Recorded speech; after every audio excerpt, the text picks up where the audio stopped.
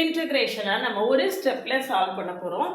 அதை எப்படின்னு தெரிஞ்சுக்கிறதுக்கு முன்னால் சேனலுக்கு நியூ வந்தீங்கன்னா சப்ஸ்கிரைப் பண்ணிக்கோங்க, ஃப்ரெண்ட்ஸ்க்கு ஷேர் பண்ணுங்கள். இன்ஜினியரிங் மேத்தமெட்டிக்ஸ் அண்ணா யூனிவர்சிட்டி சிலபஸ் படி தொடர்ந்து கொடுத்துட்டே இருக்கேன். நம்ம கூட தொடர்ந்து ட்ராவல் பண்ணிங்கன்னா நீங்கள் இன்ஜினியரிங் மேத்தமெட்டிக்ஸை ஈஸியாகவே ஓவர் கம் பண்ணிடலாம். நான் நிறையா கொடுக்கணும் அப்படின்னு நினைக்கிறேன். ரொம்ப சப்போர்ட் கம்மியாக இருக்கிறதுனால எனக்கு ஒரு சரி யாருமே பார்க்காததே என்ன கொடுக்க அப்படின்னு ஆயிடுது. அதனால் பார்க்குறவங்க நிறையா ஷேர் பண்ணுங்கள்.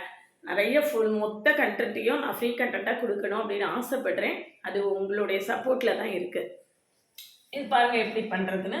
இதை இதை அப்படியே எழுதிக்கணும். இந்த ஃபஸ்ட்டு டைம் அப்படியே எழுதிக்கோங்க.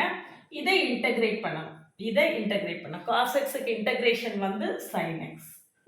அடுத்தது இது மைனஸ் போட்டு இதை டிஃப்ரென்ஷியேட் பண்ணணும்.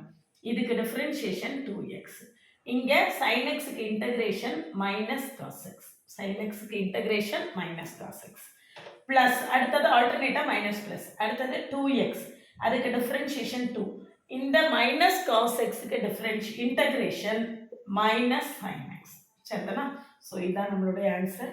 அப்போ x² sin x plus 2x cos x minus 2 sin x. இதுதான் நம்மளுடைய ஆன்சர். இப்படி ஒரு ஸ்டெப்பில் நம்ம இன்டகிரேஷனை செஞ்சிடலாம். இந்த மாதிரி நிறைய ஷார்ட்டாக தெரிஞ்சுக்கிறதுக்கு சேனலை சப்ஸ்கிரைப் பண்ணிக்கோங்க. கட்டாயமாக ஃப்ரெண்ட்ஸ்க்கு ஷேர் பண்ணுங்கள்.